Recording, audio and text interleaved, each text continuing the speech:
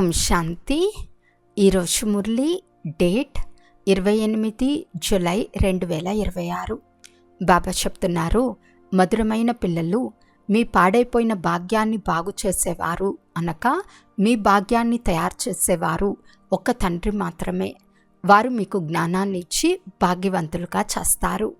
ప్రశ్న: పిల్లలైన మీ ఈ ఆత్మీక బట్టీలోని ఒక నియమం ఏది? జవాబు: ఆత్మిక బట్టీలో అనగా స్మృతి యాత్రలో కూర్చునేవారు ఎప్పుడూ కూడా అక్కడ ఇక్కడ సంకల్పాలు నడపరాదు. ఒక తండ్రిని మాత్రమే స్మృతి చేయాలి.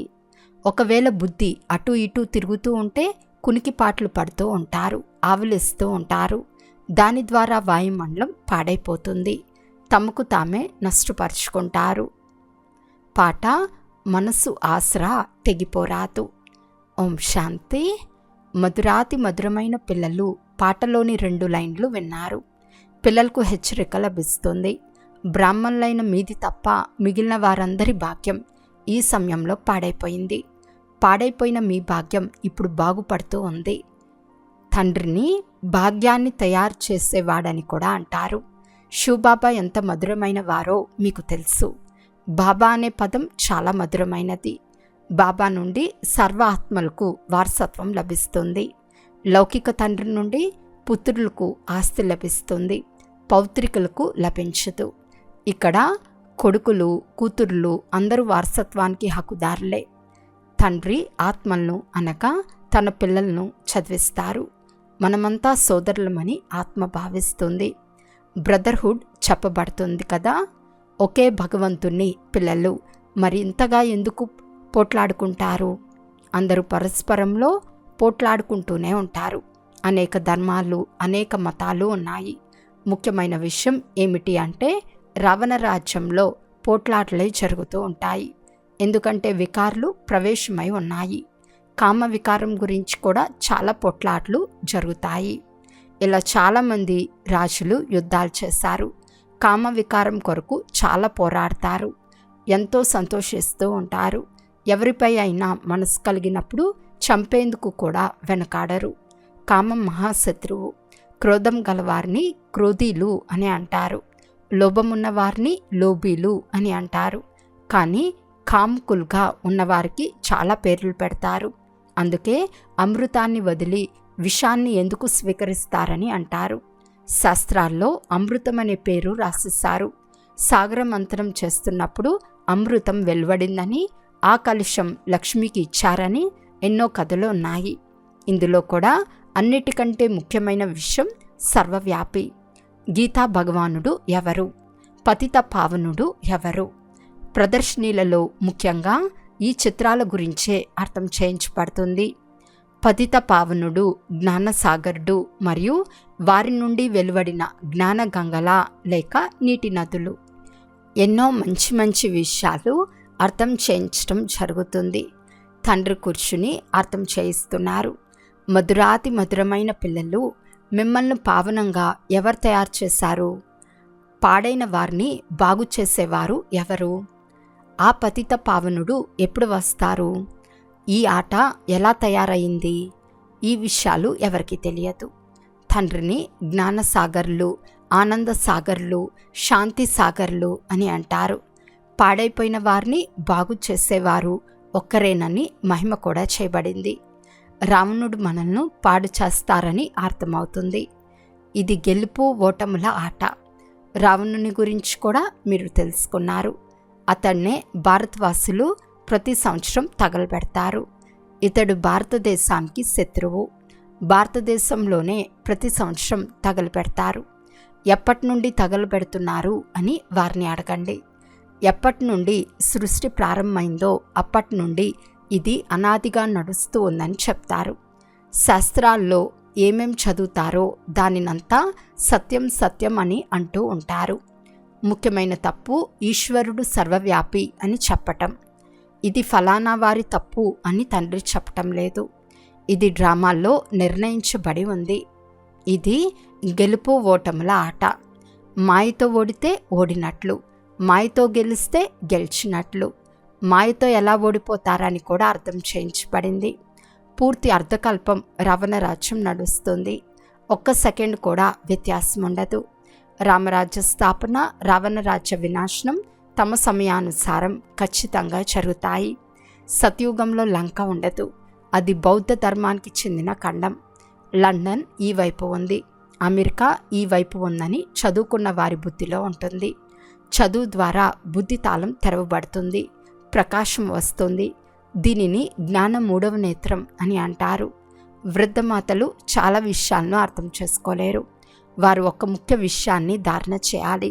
అదే వారికి అంతిమ సమయంలో ఉపయోగపడుతుంది. మనుషులు అనేక శాస్త్రాలు చదువుతారు. చివరి సమయంలో కేవలం రామారామ అనే పదాన్ని పలకమని చెప్తారు. అంతేకాని శాస్త్రాలను వినిపించండి, వేదాలను వినిపించండి అని అనరు. చివరి సమయంలో రాముని స్మృతి చేయమని చెప్తారు. ఎవరు ఎక్కువ సమయం ఏ చింతనలో ఉంటారో అంతిమంలో కూడా ఆ స్మృతి వచ్చేస్తుంది. ఇప్పుడు అందరి వినాశనం తప్పక జరగాల్సిందే. అందరూ ఎవరిని స్మృతి చేస్తారో మీకు తెలుసు. కొందరు కృష్ణుణ్ణి, కొంతమంది తమ గురువులను స్మృతి చేస్తారు. కొందరు తమ దేహ సంబంధికులను స్మృతి చేస్తారు. దేహాన్ని స్మృతి చేస్తున్నారు అంటే ఆట సమాప్తం. స్వయాన్ని ఆత్మగా భావించి తండ్రిని స్మృతి చేస్తూ ఉండండి. ఇక్కడ మీకు ఒకే విషయం అర్థం చేయించబడుతుంది. మేము ఎంత స్మృతి చేస్తామని చాటు ఉంచుకోవాలి. ఎంత స్మృతి చేస్తారో అంత పావనమవుతూ ఉంటారు. అంతేకాని గంగలో స్నానం చేయటం ద్వారా పావనంగా అవ్వరు. ఇది ఆత్మకు సంబంధించిన విషయం కదా. ఆత్మయే పతితంగా, ఆత్మయే పావనంగా అవుతుంది. ఆత్మ ఒక నక్షత్రం, బిందు స్వరూపం, భృకుటి మధ్యలో ఉంటుందని తండ్రి అర్థం చేయించారు. ఆత్మ నక్షత్రం అతి సూక్ష్మమైందని అంటారు. పిల్లలైన మీరే ఈ విషయాలను అర్థం చేసుకోగలరు. నేను కల్పం యొక్క సంగం యుగంలో వస్తానని తండ్రి అంటారు. వారు కల్పం అను శబ్దాన్ని వదిలి యుగే యుగే అనే పదం రాసేశారు. కనుక మనుషులు ఉల్టాగా అర్థం చేసుకున్నారు. కల్పకల్పం సంగం యుగంలో వస్తానని నేను చెప్పాను. ఘోర అంధకారం అత్యంత ప్రకాశంలో సంగమంలో వస్తాను. తండ్రి యుగ యుగంలో రావాల్సిన అవసరం లేదు. మీరు మెట్లు దిగుతూనే వస్తారు. ఎప్పుడు పూర్తి 84 జన్మల మెట్లను దిగుతారో అప్పుడు తండ్రి వస్తారు. ఈ జ్ఞానం మొత్తం ప్రపంచానికి ఇవ్వబడింది. ఈ చిత్రాలను కల్పన అని సన్యాసులు అంటారు. కానీ ఇందులో కల్పన మాటే లేదు. ఇది అందరికీ అర్థం చేయించబడుతుంది. లేకుంటే మనుషులకు ఎలా తెలుస్తుంది? కనుక ఈ చిత్రాలు తయారు చేయబడ్డాయి. ఈ ప్రదర్శనలు దేశ దేశాంతరాలలో చాలా జరుగుతూ ఉంటాయి. తండ్రి అంటారు, భారతవాసి పిల్లలు చాలామంది ఉన్నారు. అందరూ పిల్లలే కదా.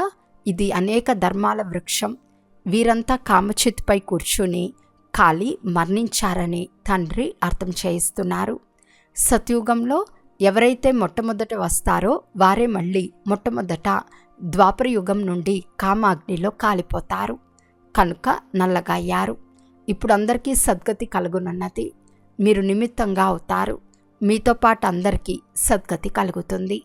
తండ్రి ఎంత సహజంగా అర్థం చేయిస్తారు. కేవలం తండ్రిని స్మృతి చేయమని చెప్తారు. ఆత్మ దుర్గతిని పొందింది. ఆత్మ పతితం అవ్వటంతో శరీరం కూడా అలాంటిదే లభిస్తుంది. ఆత్మను పావనంగా తయారు చేసే యుక్తిని తండ్రి చాలా సహజంగా తెలుపుతారు. త్రిమూర్తి చిత్రంలో బ్రహ్మ చిత్రాన్ని చూసి మనుషులు హాయ్ హాయ్ అని గొడవ చేస్తారు. ఇతన్ని బ్రహ్మ అని ఎందుకు అంటారు? బ్రహ్మ సూక్ష్మవతనవాసి దేవత. ఇక్కడకు ఎక్కడి నుండి వచ్చారు? ఈ దాత చాలా ప్రసిద్ధంగా ఉండేవాడు. అన్ని చోట్ల వార్తాపత్రికల్లో ఇతన్ని గురించి ఒక రత్నాల వ్యాపారి, నేను శ్రీకృష్ణుణ్ణు, నాకు 16,108 రాణులు కావాలని అంటున్నాడని రాసేశారు. అందరినీ ఎత్తుకుపోతున్నాడు అని చాలా గొడవ జరిగింది. ఇప్పుడు ఒక్కొక్కరితో ఎవరు తలపాడు చేసుకుంటారు? ఇంతమంది మనుషులున్నారు. ఆ బుక్ కూడా ఎవరైనా వచ్చినప్పుడు వారికి అరే బీకేల వద్దకు వెళ్తున్నారా? వారు జాదూ చేస్తారు. స్త్రీ పురుషులను సోదరులుగా చేస్తారని పెద్ద పెద్ద విషయాలు చెప్పి వారి తలపాడు చేస్తారు. మీరు నన్ను జ్ఞానసాగరుడు, వరల్డ్ ఆల్మైటీ అథారిటీ అని అంటారు. వరల్డ్ ఆల్మైటీ అనగా సర్వశక్తివంతుడు, సర్వవేద శాస్త్రాలు మొదలైనవి తెలిసినవాడు. గొప్ప విద్వాంసులను కూడా అథారిటీ అని అంటారు. ఎందుకంటే వారు సర్వవేద శాస్త్రాలు మొదలైన వాటిని చదువుతారు. తర్వాత బెనారస్కు వెళ్ళి బిరుదు పొందుకుని వస్తారు. మహోపాధ్యాయ శ్రీ శ్రీ 108 సరస్వతి ఈ బిరుదులన్నీ అక్కడే లభిస్తాయి. ఎవరు చాలా చురుకైన వారిగా ఉంటారో వారికి పెద్ద బిరుదు లభిస్తుంది. శాస్త్రాలలో జనకుని గురించి రాయబడింది. సత్యమైన బ్రహ్మ జ్ఞానాన్ని ఎవరైనా మాకు వినిపించమని అతడు అడిగాడు.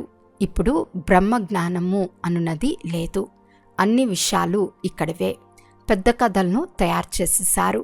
పార్వతీ శంకరుల కథ కూడా రాయబడి ఉంది. కూర్చుని ఎన్నో కథలు తయారు చేశారు. శంకరుడు పార్వతికి అమర్ కథను వినిపించారని రాశారు. వాస్తవానికి వినిపించింది శివుడు, కాని వారు శంకరుడు పార్వతికి వినిపించినట్లు రాశారు. భాగవతం మొదలైన వాటిలో ఉన్న విషయాలన్నీ ఈ సమయంలోనివే. రాజుకు వెళ్ళి ఈ జ్ఞానాన్ని ఇవ్వాలని అతనికి సంకల్పం వచ్చినట్లుగా చూపించారు. తండ్రి కూడా రాజుల వద్దకు వెళ్ళి జ్ఞానాన్ని ఇవ్వండి, మీరే సూర్యవంశస్థులుగా ఉండేవారు, మళ్ళీ చంద్రవంశస్థులు, వైశ్య శూద్ర వంశస్థులుగా అయ్యారని అర్థం చేయించండి అని అంటారు. ఇప్పుడు మీ రాజధానియే సమాప్తమైపోయింది. ఇప్పుడు మళ్ళీ సూర్యవంశీ రాజధానిని తీసుకోవాలి అంటే పురుషార్థం చేయండి. రాజయోగాన్ని నేర్పించే తండ్రి వచ్చి ఉన్నారు. మీరు మళ్ళీ వచ్చి అనంతమైన స్వరాజ్యాన్ని తీసుకోండి. రాజుల వద్ద కూడా చాలా ఉత్తరాలు వెళ్తాయి, కానీ వారి వరకు చేరవు. వారి ప్రైవేట్ సెక్రటరీలు ఉత్తరాలు చూస్తారు, ఎన్నో ఉత్తరాలు పాడేస్తారు. ఏ ఉత్తరంలోనైనా ముఖ్యమైన విషయాలు ఉంటే వారికి చూపిస్తారు. అష్టవక్రుడు జనకునికి 1 సెకండ్లో జీవన్ముక్తిని సాక్షాత్కారం చేయించాడని అంటారు. ఈ విషయం కూడా ఇప్పటితే. ఇప్పుడు తండ్రి కూర్చుని మీకు చాలా బాగా అర్థం చేయిస్తున్నారు. ఎవరు అర్థం చేసుకోలేరో వారు అటు ఇటు చూస్తూ ఉంటారు. వీరి బుద్ధిలో ఏమీ కూర్చోవటం లేదని తండ్రి తక్షణం అర్థం చేసుకుంటారు. అందరూ బాగా వింటున్నారా లేదా అని బాబా నలువైపులా గమనిస్తూ కూడా ఉంటారు. కొందరి బుద్ధి ఎక్కడో తిరుగుతూ ఉంటుంది, కొంతమంది ఆవలిస్తూ ఉంటారు. జ్ఞానం బుద్ధిలో కూర్చోకుంటే తూగుతూ ఉంటారు. దానివల్ల నష్టం కలుగుతుంది. కరాచీలో ఈ పిల్లల బట్టి జరిగింది. ఎవరైనా తూగినట్లయితే తక్షణం వెలుపలకు పంపించేవారు. అక్కడ కేవలం మనవారే కూర్చునేవారు. వెలుపలి వారు ఎవరు వచ్చేవారు కాదు. ప్రారంభంలో వీరి పాత్ర చాలా పెద్దగా నడిచింది. చాలా పెద్ద చరిత్ర ఉంది. ప్రారంభంలో పిల్లలు ధ్యానంలోకి ఎక్కువగా వెళ్ళేవారు. ఇప్పటి వరకు కూడా అది ఒక ఇంద్రజాలమని అంటూ ఉంటారు. పరంపిత పరమాత్మను ఇంద్రచాలికుడు అని అంటారు కదా. వీరికి చాలా ప్రేమ ఉందని శివబాబా గమనిస్తారు. వారికి దృష్టి ఇస్తూనే వెంటనే ధ్యానంలోకి వెళ్ళిపోతారు. వైకుంఠం భారతీయులకు చాలా ప్రియమైనది. ఎవరైనా మరణించినప్పుడు కూడా వైకుంఠవాసులుగా అయ్యారని, స్వర్గవాసులుగా అయ్యారని అంటారు. ఇప్పుడు ఇది నరకం, అందరూ నరకవాసులే కనుక ఫలానా వారు స్వర్గవాసులుగా అయ్యారని చెప్తారు. కానీ స్వర్గానికి ఎవ్వరూ వెళ్ళలేరు. మేము స్వర్గవాసులుగా ఉండేవారము, మళ్ళీ 84 జన్మలు తీసుకుని నరకవాసులుగా అయ్యామని కేవలం మీరు మాత్రమే ఇప్పుడు తెలుసుకున్నారు. ఇప్పుడు మళ్ళీ తండ్రి స్వర్గవాసులుగా చేస్తున్నారు. స్వర్గంలో రాజధాని ఉంటుంది. రాజధానిలో చాలా పదవులు ఉంటాయి. పురుషార్థం చేసి నరు నుండి నారాయణునిగా అవ్వాలి. ఈ మమ్మా బాబాలు భవిష్యత్తులో లక్ష్మీనారాయణులుగా అవుతారని మీకు తెలుసు. ఇప్పుడు వారు పురుషార్థం చేస్తున్నారు. అందుకే ఫాలో మదర్ ఫాదర్ అని అంటారు. వారు ఎలా పురుషార్థం చేస్తారో అలా మీరు కూడా చేయండి. స్వదర్శన చక్రధారులుగా అవుతారని కూడా స్మృతిలో ఉంటుంది. మీరు తండ్రిని స్మృతి చేయండి, వారసత్వాన్ని స్మృతి చేయండి, త్రికాలదర్శులుగా అవ్వండి. మీకు ఈ పూర్తి చక్ర జ్ఞానం అంతా ఉంది. ఇందులో తత్పరులై ఉండండి. ఇతరులకు అర్థం చేస్తూ ఉండండి. ఈ సర్వీస్లోనే తత్పరులై ఉంటే ఇక ఏ ఇతర వ్యాపారాలు మొదలైనవి గుర్తుకు రావు. అచ్చా, మధురాతి మధురమైన అపురూపమైన పిల్లలకు మాతాపిత బాప్దాదాల ప్రియ స్మృతులు మరియు గుడ్ మార్నింగ్. ఆత్మిక పిల్లలకు ఆత్మిక తండ్రి నమస్తే. ఆత్మిక తండ్రికి ఆత్మిక పిల్లల యొక్క ప్రియ స్మృతులు మరియు నమస్తే నమస్తే నమస్తే. ధారణ కొరకు ముఖ్య సారము. ఫస్ట్ పాయింట్, సత్యుగంలో ఉన్నత పదవి పొందేందుకు తల్లిదండ్రులను పూర్తిగా అనుసరించాలి. వారి సమానంగా పురుషార్థం చేయాలి. సేవలో తత్పరులై ఉండాలి. ఏకాగ్రతతో చదవాలి. సెకండ్ పాయింట్, స్మృతి యొక్క సత్యమైన చాట్ను రాయాలి. స్వయాన్ని ఆత్మగా భావించి తండ్రిని స్మృతి చేయాలి. దేహంను దేహదారులను స్మృతి చేయరాదు. వరదానము, తమ హయ్యెస్ట్ స్థితిలో స్థితమై ఉండి ప్రతి సంకల్పం, మాట మరియు కర్మ చేసే సంపూర్ణ నిర్వీకారి భవ. సంపూర్ణ నిర్వీకారి అనగా ఏ శాతంలో కూడా ఏ వికారం వైపు కూడా ఆకర్షణ వెళ్ళరాదు. ఎప్పుడూ వాటికి వశీభూతం అవ్వరాదు. హయ్యెస్ట్ పొజిషన్లో ఉండే ఆత్మలు ఏ సాధారణ సంకల్పం చేయలేరు. కనుక ఏదైనా సంకల్పం లేక కర్మ చేస్తున్నప్పుడు ఎంత ఉన్నతమైన పేరో అటువంటి ఉన్నతమైన పని చేస్తున్నానా అని చెక్ చేసుకోండి. ఒకవేళ పేరు ఉన్నతం, కర్మ నీచంగా ఉంటే పేరును అపఖ్యాతి పాలు చేస్తారు. అందువలన లక్ష్య ప్రమాణంగా లక్షణాలను ధారణ చేయండి. అప్పుడు సంపూర్ణ నిర్వీకారి అనగా హోలియెస్ట్ ఆత్మ అని అంటారు. స్లోగన్, కర్మ చేస్తూ కరణ్ కరావన్హార్ అయిన తండ్రి స్మృతి ఉంటే స్వపురుషార్థం మరియు యోగం యొక్క బ్యాలెన్స్ సరిగ్గా ఉంటుంది. అవ్యక్త సూచన, జ్వాలా స్వరూప స్థితిలో ఉండి శక్తిశాలి స్మృతిని అనుభవం చేయండి. ఈ కలియుగి తమో ప్రధాన శిథిల అవస్థలో ఉన్న వృక్షం యొక్క దురదశను చూస్తూ ఇప్పుడిప్పుడే పిల్లల తపస్వీ రూపం ద్వారా, యోగ అగ్ని ద్వారా ఈ పాత వృక్షాన్ని భస్మం చేయాలని బ్రహ్మబాబాకు సంకల్పం వస్తుంది. కానీ అలా జరగాలి అంటే సంఘటిత రూపంలో ఫుల్ ఫోర్స్తో యోగ జ్వాల ప్రజ్వలితం అవ్వాలి. కనుక బ్రహ్మబాబా యొక్క ఈ సంకల్పాన్ని సాకారంలోకి తీసుకురండి. అచ్చా, ఓం శాంతి.